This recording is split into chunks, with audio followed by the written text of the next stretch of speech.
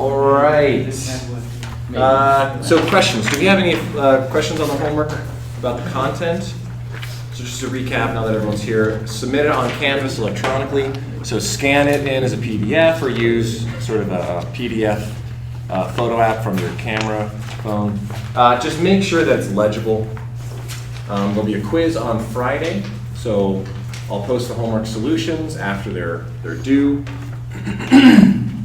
So that'll give everyone an opportunity to check their answers. My philosophy is that if I'm providing the solutions, we don't need to give super detailed feedback on the grading because you can sort of be all self-critical looking at the different steps. For help sessions, tomorrow afternoon, I'm unfortunately busy, but I'll be in my office from 10 to 12 for a homework help time. Does that not work for people? Do you guys have classes? No, when's intro to research? It's until 11:30 or 12. It's kind of flexible. Oh, so it's right in that middle time. Do you guys have stuff before? I have a class, but it's fine. Let's see. So it starts at 10:45. So why don't we do 9 to 10:30 then? So does that work for everyone? Does anyone need any homework help questions, or everyone's this is? I might. Okay. So 9. So let's do first thing tomorrow morning for help session. Normally I'd like to have it in the afternoon. This afternoon I'm just kind of booked up. Tomorrow afternoon. What I'd like to do is I'd like to have my sort of official office hours just whatever days before the homework so I can help answer any last minute questions. So if sometimes the homework we do on Wednesday, sometimes we'll do it on Friday. So if it's due on Friday, I'll have my help sessions on Thursday. If it's due on Wednesday, I'll do it on Tuesday. Okay, well, I'll wait until tomorrow for anyone to give any questions. So thank you all for being very kind to Mahmoud when he filled in for me very graciously on Friday. So what I'd like to do today is to tie up a few loose ends associated with single component multi-phase equilibrium. More or less, single component is pretty straightforward. If you have an equation of state, it's just applying the fugacity relationships that Mahmoud walked us through on Friday. So the objective then is that the fugacity of a liquid is going to be equal to the fugacity of a vapor, or generally the fugacity of phase 1 is going to be equal to the fugacity of phase 2. So for single component systems, if you have an equation of state, you derived or talked about how we could derive analytical expressions of how we can calculate the fugacity based on the equation of state. So, in your qualifying exam, someone may ask, what is fugacity? Does anyone want to venture a guess as to how they would describe fugacity? You should just say it escapes me. That'd be good. Nice. I missed the pun on that, I think. I don't know. Fugacity comes from like Latin for like to escape or to flee. Oh, okay. So There we go. that's why. Maybe they would miss it too. Maybe not. That one, you might have to go a little bit more in depth on that one. Okay. We're engineers, we're good with math and not so much with words. Okay, anyone, fugacity. You're at the qualifying exam. Somebody says, what's fugacity? What is your answer? There's a very technical answer for it. Deviation from Gibbs. Yeah. Deviation function from Gibbs. That's it. Right? It's a scale departure function from Gibbs. I was going to say mathematically useful. But it's very, very useful, right? It's a very useful departure function from Gibbs. So what we'll be talking about, though, moving forward, is that we'll be introducing a nomenclature, maybe today, if not on Wednesday, basically going from the fugacity of a particular component to something called the partial fugacity of a component. So this is going to be in a mixture. In mixture. So that the partial fugacity of component I in phase 1 is going to be equal to the partial fugacity of component I in phase 2. And this is where we're going to start to develop something like Raoult's law. Right? Raoult's law is a relationship between how the vapor of component A relates to the liquid of component A, and the vapor of component B relates to the liquid of component B. But to get to this point, it introduces significantly more mathematical complexity. So, that kind of wraps up what we're doing with single component. But now, today, we've got a few things to talk about. We're going to go over first the Gibbs phase rule and modify it for a number of phases greater than 1. Before, we just had the Gibbs phase rule for one phase, and you needed two variables and an expression that related to the third. So, from this, we know that at a particular temperature and pressure, at let's say 20 degrees C and 1 atmosphere, which phase of matter is water in? It is a liquid. Okay, let's say 150 degrees C and 1 atmosphere, we are a vapor. And let's say minus 10 degrees C and 1 atmosphere, we are a solid. I'll fill in that one for you guys. So single component, single phase, two variables tells us everything we need to know, right? If I were to tell you that this is the temperature and pressure of water, we would know exactly its phase, we would know its enthalpy, we would know its entropy, we would know its density, we would know any property that we needed to know is fully defined by temperature and pressure. Now when we go to multiple phases, however, that doesn't give us all the information that we need to know.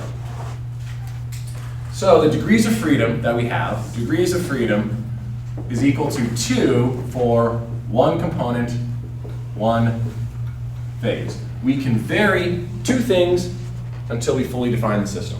After we've given two variables, density and enthalpy, entropy and enthalpy, temperature and pressure, that fully fixes the entire system. However, for multiple phases, we have degrees of freedom. We have two of them per phase minus the number of dependent equations. All right, so basically we're going to say for every single phase we have to obey the Gibbs phase rule, but there are some properties that are held constant across each of the individual phases that'll give us the total number of degrees of freedom that we have available to understand what's going on in the system. So in terms of our equations, we have essentially our equilibrium relationships. So we have thermal equilibrium, in which case the temperature is equal across all phases. Right, temperature of phase 1 is equal to the temperature of phase 2. Temperature of phase 2 is equal to the temperature of phase 3. So what this tells us is that for an n number of phases, an arbitrary number of phases, we are going to have p minus 1 equations. Right, so in this case we have 3 phases. 1 equals 2, 2 equals 3. Right, 1 equals 3 is, dependent on the other two, so it doesn't count. That's not an independent equation. Same thing for mechanical equilibrium. Pressure of 1 equals pressure of 2, and so on and so forth. That gives us an additional p minus 1 phases. Sorry, p equals number of phases minus 1 equations. And chemical equilibrium. The Gibbs of phase 1 is equal to the Gibbs of phase 2, and so on. Again, this gives us the number of phases minus 1 equations. So if we put this all together, our degrees of freedom give us 2 times the number of phases minus 3 times the number of phases minus 1. So this gives us 3 minus p, I believe.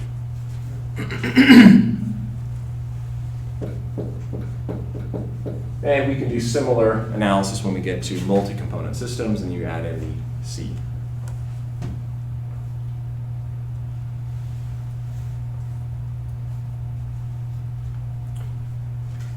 So let's do a couple of examples. So in the future, I will write just VLE. So VLE stands for vapor liquid equilibrium. It's going to be the bread and butter of what we talked about in the class. In this case, we have 2 phases, vapor and liquid. That provides us 1 degree of freedom. If we want to have a single component in 2 different phases, we can only specify 1 parameter. So in the case of doing experiments at atmospheric conditions, it's not trivial for us to modify what is the pressure of our atmosphere, because I personally like to stay alive in the laboratory, so I'm not going to lower the pressure in the room, or I guess you can raise the pressure, that's what scuba does. But basically, it's non-trivial for us to modify the pressure in the room where we do an experiment. It is more trivial for us to change the temperature. So if we want water to be in vapor-liquid equilibrium at 1 atmosphere of pressure, that means we have no say over what temperature we put it at. It has to be at 100 degrees C. Vice versa, if you want to keep the temperature constant, but put it in a vacuum chamber, that means if we set the temperature at atmospheric conditions, that means the pressure has to be lowered to boil water. So we only have one option when it comes to vapor-liquid equilibrium, so we have less flexibility. And let's say we have the triple point. 3 phases, solid, liquid, and water all at the same time. This gives us 0 degrees of freedom. We have no control over where that point is. For every single fluid, it's at a unique position and is fixed in temperature, pressure, space. There's no modification that we can make that allows us to have all 3 phases together while changing any parameters. It's fully determined by the molecule itself. All right. So one other quick note is that this doesn't tell us all the information we need to have. So if we have water in vapor-liquid equilibrium at 20 degrees C, well, let's say 100 degrees C and 1 atmosphere pressure, that says that yes, we will have vapor and liquid together, but it doesn't tell us how much we have. So if we want to know how much of each phase,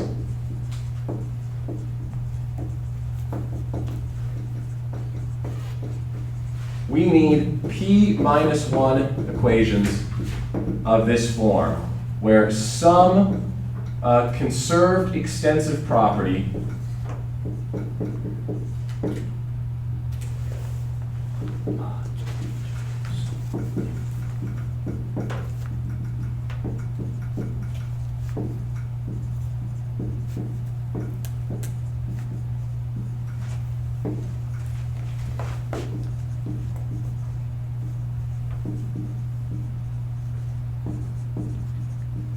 sorry, my handwriting's a little bit scribbly here.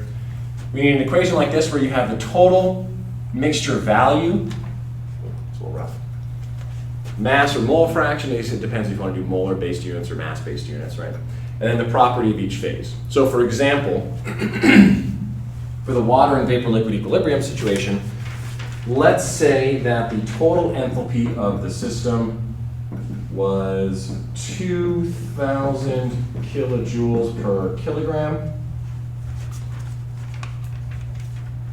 In this case, this is here, this is at T equals 100 degrees C, pressure is equal to 1 atmosphere.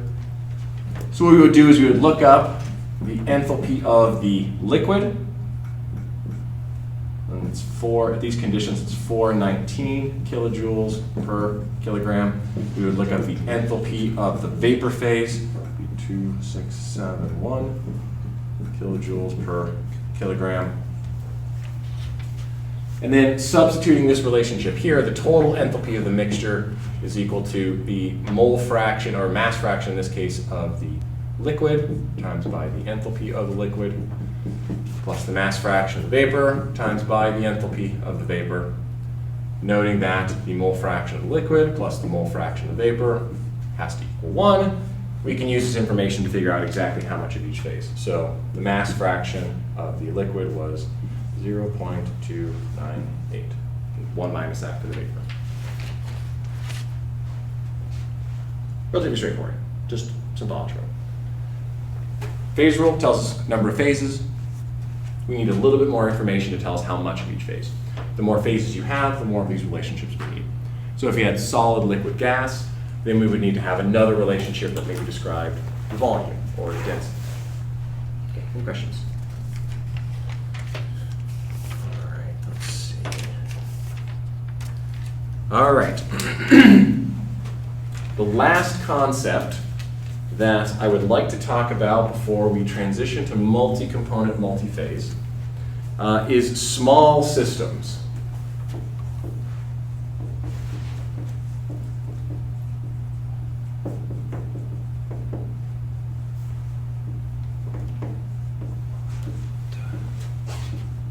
Or we can also think of small systems as interfacial phenomena. Now, our general assumption and this is where it comes into play, why I kept on repeating this, is that in classical thermodynamics, everything is infinitely sized. But an infinite size for a molecule could be a thimbleful of liquid. It could be a microliter. It doesn't have to be very, very big, right? An infinite system can be surprisingly small for what a molecule experiences. So, when we have a system that is small, meaning that we're looking at the proximity of how a molecule or a system is behaving when it's near another fluid. In this case here, since we're talking about vapor-liquid equilibrium, we can talk about the vapor-liquid interaction or that phase transition, right? So if you have more or less, let's say, a container, let's say we're cooling a liquid down, or let's say we're boiling a liquid, right? You'll have your vapor phase, your liquid phase. We're talking about the material near this interface, or potentially maybe a vapor phase droplet that's going to be forming on the bottom of your pot of water that you're trying to boil. Again, my example is always making pasta, because I like pasta. But I guess you could be making rice or anything else. So, what happens when you transition from one phase to another is you have a discontinuity in the properties of the system. And this is the definition of a first order phase transition. I believe you did mention that, right? Okay. So on Friday, you guys talked about the first order phase transition. What that means is that you have a discontinuity in some key properties, right? Namely, specific volume is one of the most important ones. So the way to think about this is that if you have a system and you want to look at how molecules are behaving, right? We have an intermolecular potential. This is the attractive or repulsive interactions. When molecules are really close together, the potential energy is very, very high. That corresponds to two molecules, electron clouds starting to overlap. That's a big, big no-no. So the only way to force two molecules' electron clouds to overlap is to really, really squeeze down and give them a lot of potential energy. Okay? So that means it's very repulsive at near distances. There's some equilibrium right here where the molecules are separated just the right amount, just where they're happy, right? And then far away, the molecules, they don't feel each other's presence. Now this is going to be the case for A molecules liking A molecules. A and A. A and A. Now let's say we have an interface. Now this interface could be a vapor-liquid interface where the A molecules are the same, or it could be a, let's say, a liquid-liquid interface. In which case, you may have molecules of type B that are a little bit bigger. So they might have their repulsion starting sooner, they might have a deeper well, and it might be shifted. So in this case, this would be for B overlapping with B, and so on and so forth. So if I have a crystal, well, again, now I'm just going through all these different metaphors, but it's easier to think about the system as being fixed.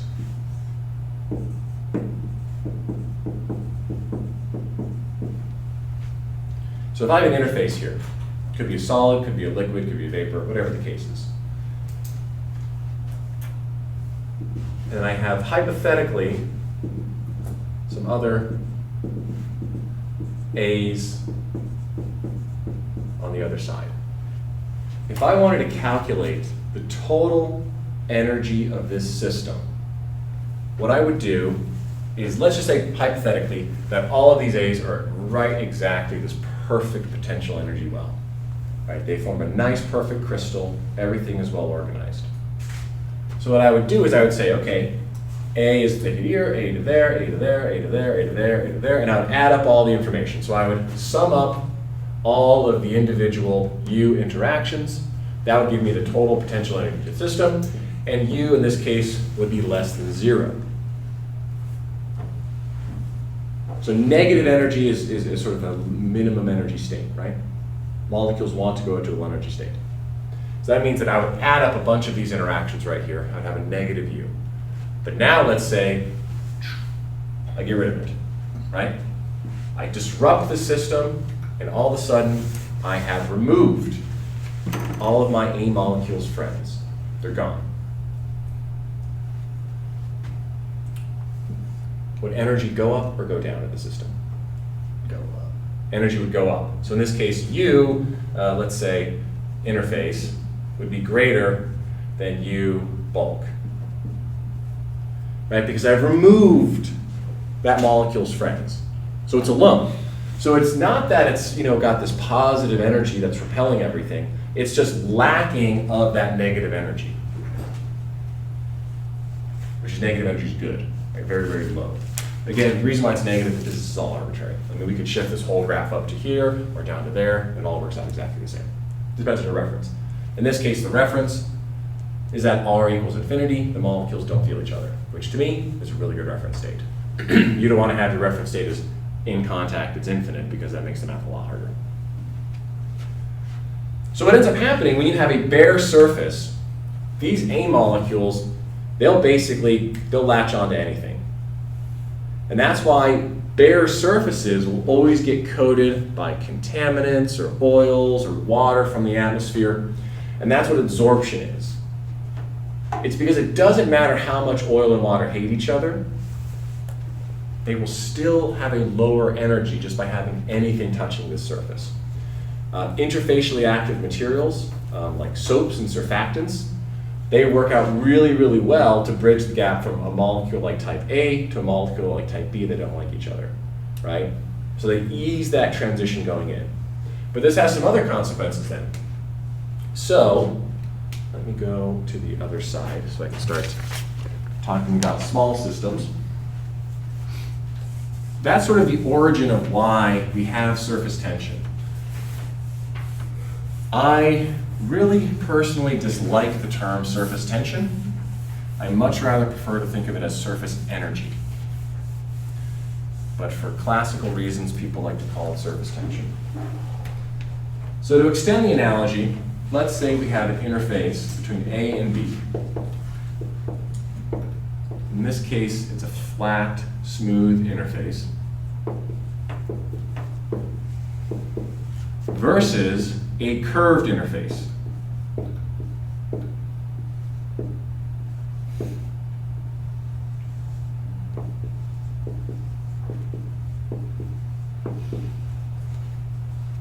Which of these two systems has a higher energy?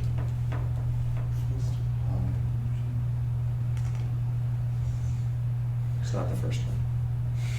It's the second one. Anyone want to venture a guess as to why the second one has more energy? Distances is not fixed. Say that one more time. Distances between molecules A and B is not fixed. Like A and B is like keeping the distance like more uniform in the straight line. Yes, so I am mixing two things a little bit here. This is for a discrete system of individual particles, but if we consider this to be a continuum system, right, with an average density, the number of A-B contacts, right, in this case here, since I drew it discretely, it's kind of the same. But in a macroscopic system, if the curvature is way bigger than the molecules themselves, the surface energy is proportional to the total area. So the length of this line is longer than this one is. Having that curved interface, right, that adds additional contact between A and B fluids, which means that this one has a higher energy than the other system, just because A and B are in contact with one another. So, surface tension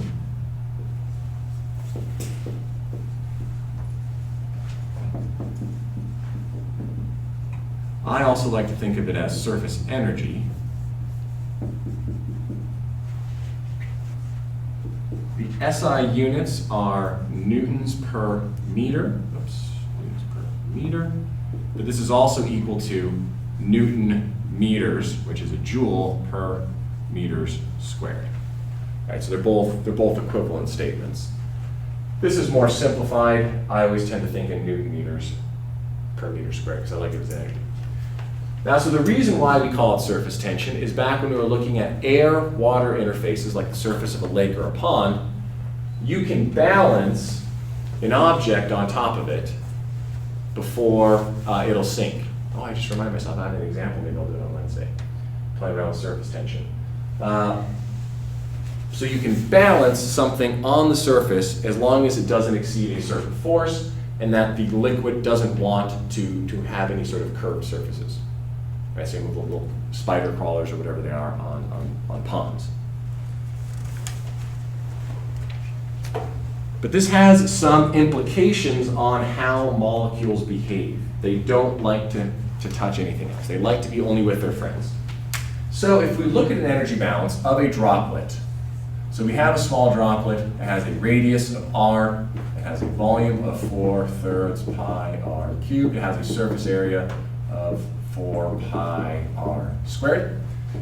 Its internal energy change as a function of time is going to be how much heat enters or leaves the system. This is the PV expansion, and we're also going to include surface tension effects now. Right, the more contact that you have of this liquid with the surroundings, which is a different phase, the more surface energy we're going to have. So this is the PV volume expansion works. You also have an additional penalty to create more interface. Not only do you physically have to push back the molecules, which counts for this term here, but you also have to suffer the penalty of having more contact area between your fluid A and your fluid B. So as I expand the droplet, so as R goes up, the internal energy of the system will go up because of these two contributions here.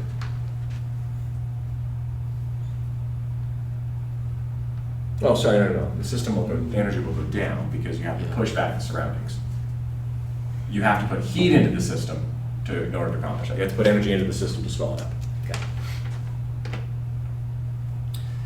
So what we'll do is we're going to try and combine these two terms into one using a little bit of calculus.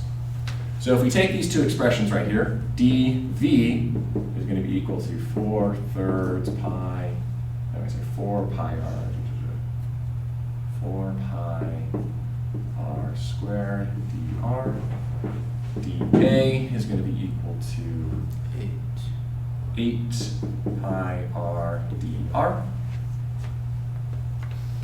We're going to substitute in for these two differentials.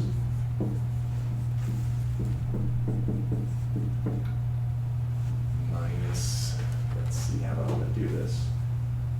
Minus P4 pi r squared.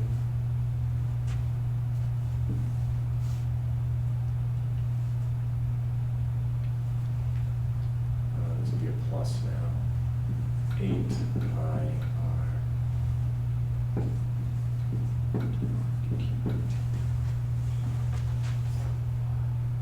Oh, I mean, this is my sigma.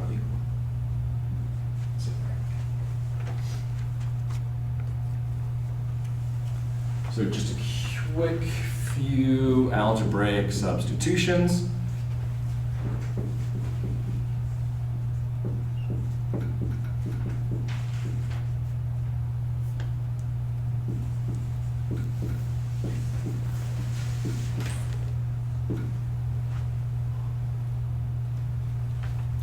And then what we can see here is that 4 pi r squared dr is just equal to dV again. So we're going to put that back. And we get our final expression, du, change the internal energy, plus, minus,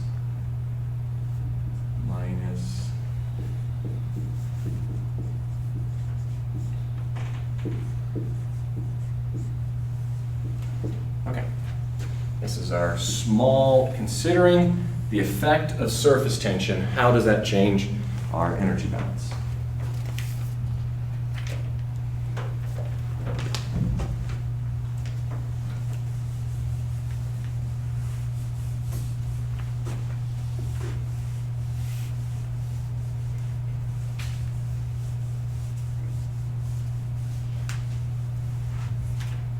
So, there are a few consequences of this.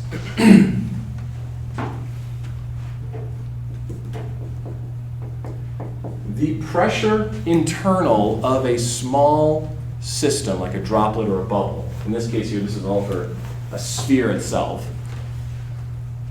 Anyone want to venture a guess as to why a sphere is used?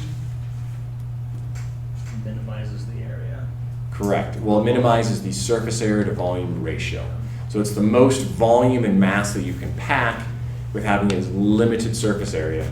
That is due to this consequence right here. Right? The reason why rain droplets are spherical, I mean, well, they get a little bit raindrop shaped because of drag forces as they go through the atmosphere. But if they were suspended in space, they would be a sphere. And that's because it minimizes the amount of contact and the amount of penalty that you have to have another phase. Question? So can you start with an energy balance and then find that it has to be a sphere analytically, or is that like a... No, you should be able to. Well, you could also just do it kind of hand-wavy mathematics and say, if there's an energy cost to having surface area, you would want to minimize, let's see, so if we minimize this function here, we would start off,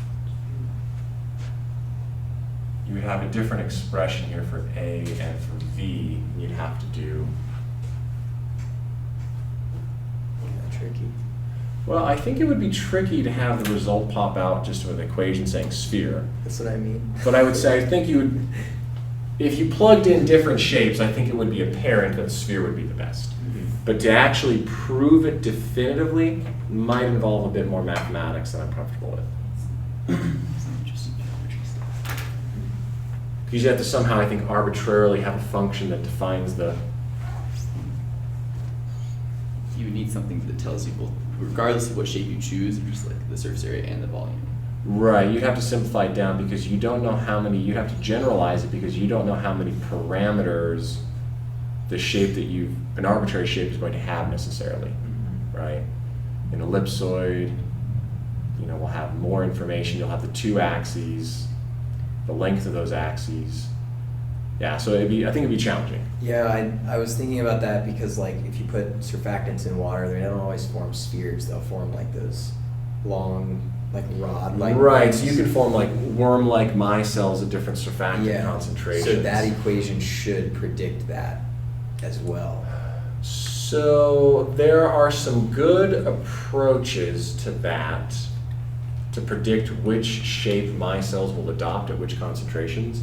So there's relationships for that, but it's much more complicated than this. Yeah. It involves sort of the modeling them as a cone and how you can pack them and different stuff. But anyway, a good question. I would say it's non-trivial. But, so going back, the pressure that the liquid inside of the droplet effectively feels is going to be the physical pressure from the molecules on the outside bashing into it, plus the pressure that the molecules more or less impose on themselves by not wanting to be at the interface. Right, so the molecules, let's say they're at a higher pressure and they want to expand out, they know that comes at a consequence of having more contact with the other phase. So this is a sort of an internal pressure that makes it higher. So as the radius of the droplet goes to infinity, now this is not the radius of the separation there, right? This is the radius of our liquid droplet. As it goes to infinity, that means the internal pressure is just equal to the normal system pressure. So this problem becomes less and less pronounced.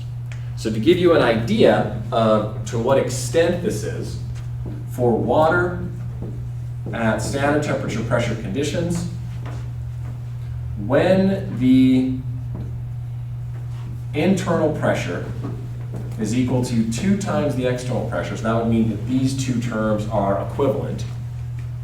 This occurs at a condition of about 10 to 20 nanometer droplet size.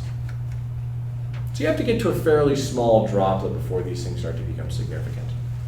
Now, in terms of, let's say, how does sort of small confinement effects modify fluid properties, right? This is exactly the challenge that's at play when we're trying to extract oil from these shale reservoirs, right? The organic content in those are trapped in pores that could be sub 10 nanometers.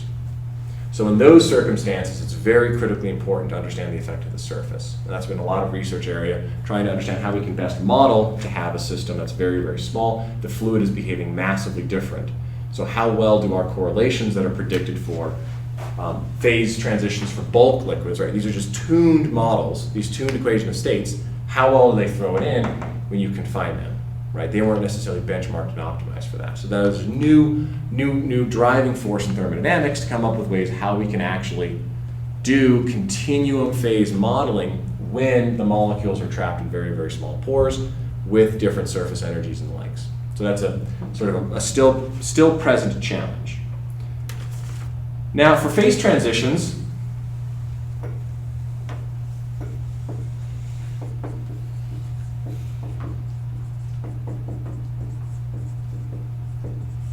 it's easiest for us to assess how does the fugacity be modified when we have to consider the role of surface energy or surface tension.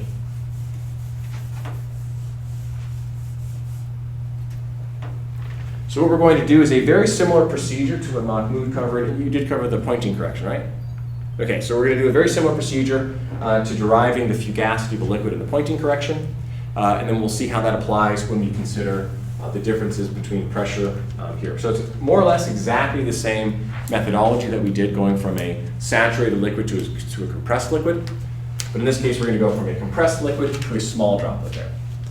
So the fugacity of a liquid droplet is going to be modeled as the fugacity of a liquid at some temperature and pressure is going to be equal to the fugacity of the liquid at the same temperature, but in this case, at the internal pressure, right? The added pressure that comes as a result of having this surface tension effect, squeezing everything in. So this will effectively be like the fugacity of a liquid, but instead of just substituting the normal pressure, we're going to substitute in this additional surface tension effect.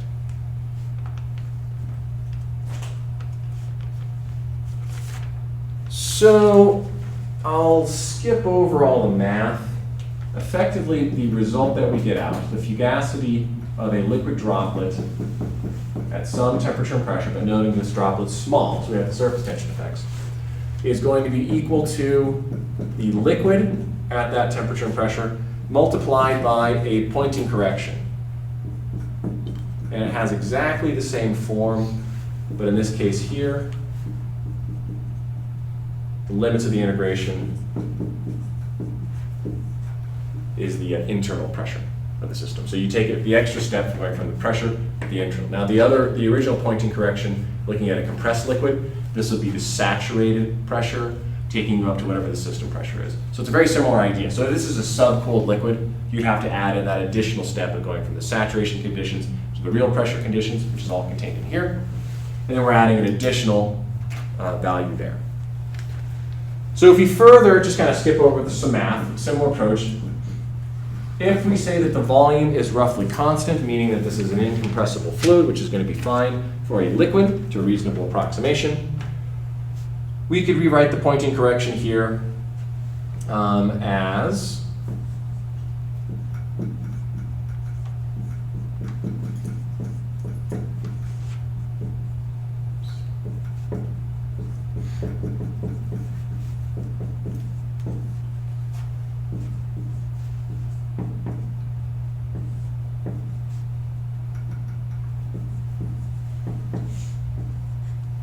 another way to look at this here is that if we take the ratio of the liquid fugacity as a droplet versus that,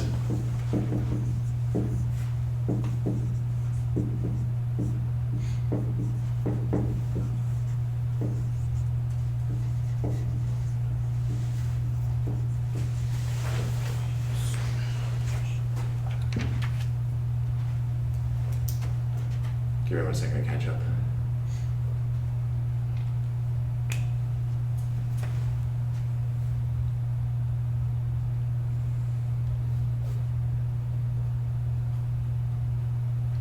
So, we look at this expression here, so what we've done, same procedure that was done on Friday.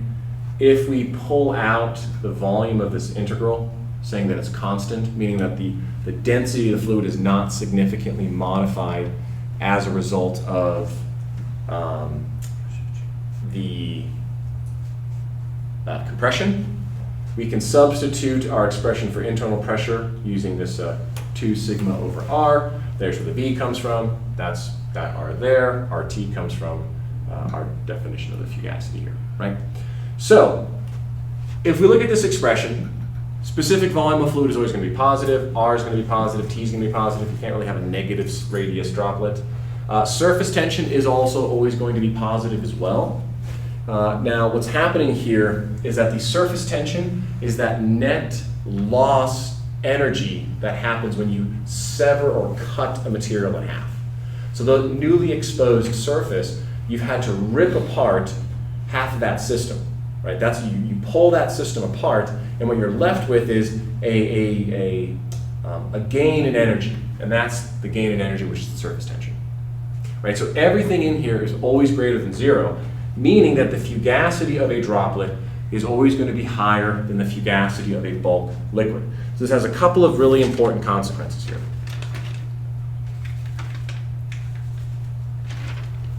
So number 1,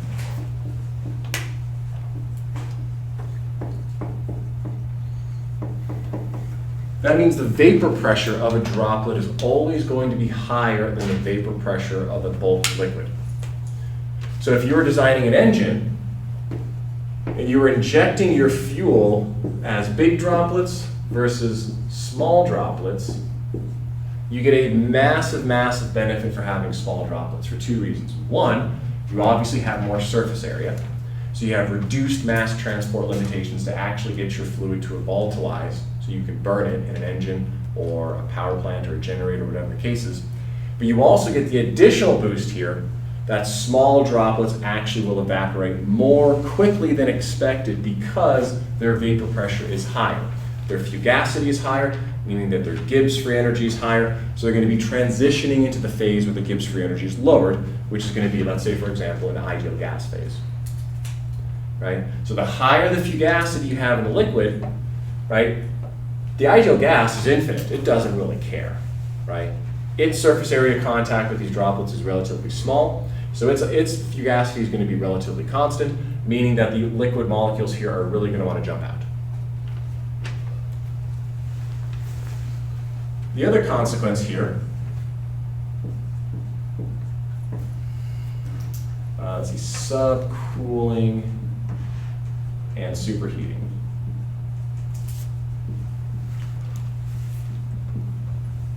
And this is because the Gibbs energy of a droplet, correspondingly the fugacity as well, right, is always going to be higher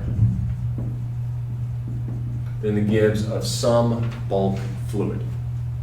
So, what this means is that if I have a chamber, let's say this is a piston cylinder chamber, right? And I have all liquid, and I'm expanding the system and I'm dropping the pressure. In order for a phase transition to occur, that would mean that I would need to form an air bubble, or sorry, a vapor bubble inside of this system. Now that vapor bubble very well may be at the equilibrium conditions. However, in order to form the bubble, its Gibbs free energy has to be greater than it would be normally in the bulk, which means that bubble is going to form and then it's going to collapse because it's not going to be big enough to overcome the surface tension effects.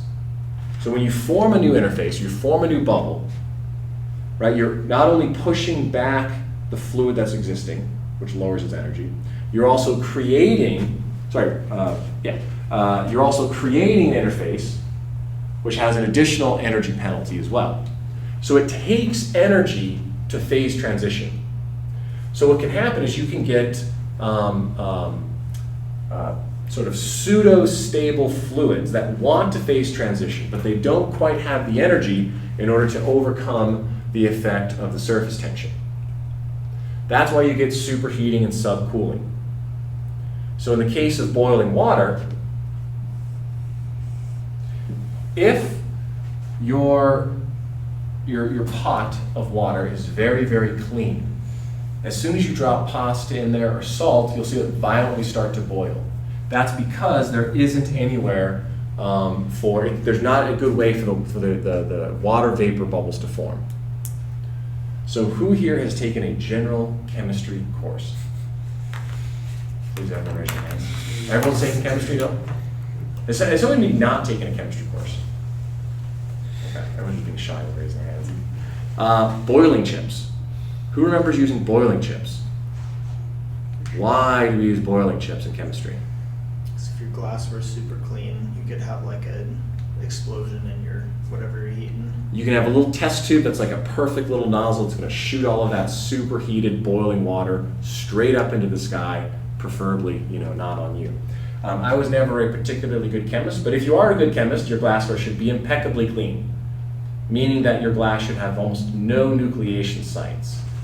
Now, what nucleation does is if I have a little defect right here, right, maybe a scratch in the bottom of my pan, that means that the metal liquid interface has a point of really high energy right here, which means that this little spot right here will make it easier. So if I have a surface here, I can grow my bubble on that defect location because I am reducing the amount of surface area contact between my two fluids that don't get along. Right? This high energy site, right, is a bare surface, but not only is it a bare surface, this tip has two areas that's in contact with the fluid that it doesn't like, which means that anything will be attracted to that site. So rough surfaces are going to be picking up a lot more material. So something like an activated carbon is going to be highly absorbent because not only does it have a ton of surface area, but it's going to have a lot of really exposed kinks and orders and sort of areas like that. So it's going to be a really good absorbent for most anything you want it to do. Right? So that's why it's a good filtration material. And that all comes down to the effect of surface energy. So in the case of boiling chips, they're very rough surfaces, which will act as nucleation sites. So these points, really points of high curvature, these are going to be places that are catalytically active. They're going to be acting as adsorbents for materials and surface areas. And that's what helps to transition from the liquid to the vapor phase. So all of this is a consequence of surface tension and surface energy. For a lot of systems, it's going to be, you have to have them very, very small to have a major effect, but even in our everyday lives, we see this effect going on. Any questions on surface tension? So when you're transitioning from like in your liquid to vapor example, and you like we all learned like there's like a heat of vaporization you have to put into it to get the phase transition. Mm-hmm. Is this the kind of thing that heat of vaporization is doing, or is it different? No, good question. The heat of vaporization, you can also think of it as the total cohesive energy of the system. So effectively what the heat of vaporization is, if I have a sea of molecules, I want to take one of these and pull it out. This molecule here has a lot of friends. It's being attracted to this one, this one, this one, this one, this one, so on and so forth. Okay? The energy that it takes to pull that to infinity, then sum that up over Avogadro's numbers of times, that's going to be your heat of vaporization. Now that would be going to an ideal gas state. That's not 100% accurate. So if you did have a low density fluid like a vapor, your energy is not going to go to basically zero, right? Because you're still going to have some friends in the vapor phase counting with the non-ideality. But at atmospheric pressure, ideal gas, that's pretty good. But that's effectively what the heat of vaporization is a total summation of all of the attractive interactions of that compound as you rip it apart. So something like water has an extremely high heat of vaporization because it has a lot of interactions there. So in order to get a compound that has a similar heat of vaporization to something like water, you need to make it a lot bigger, right? Something like decane. Or heptane, for example, has a molecular weight of about 100, I think, whereas water has a molecular weight of 18, but they have similar boiling points. I don't know what the heat of vaporizations are, though. But yeah, so that's the heat of vaporization. It's a little bit different, but sort of when you think about it from a molecular perspective, which we can't because we're still in classical mode, That's the idea, is try to rip those two things apart. All right, so I'll see you, anyone with questions, tomorrow morning. What time are you starting again, you said? Let's start at 9. So 9 to 10:30. That way you can all go to enter the research course, and then we'll sort of settle into a more consistent time as the semester goes on with different homework. And yeah, on Wednesday we'll start talking about multi-component systems. So we can go ahead and quite get there. Okay, see ya.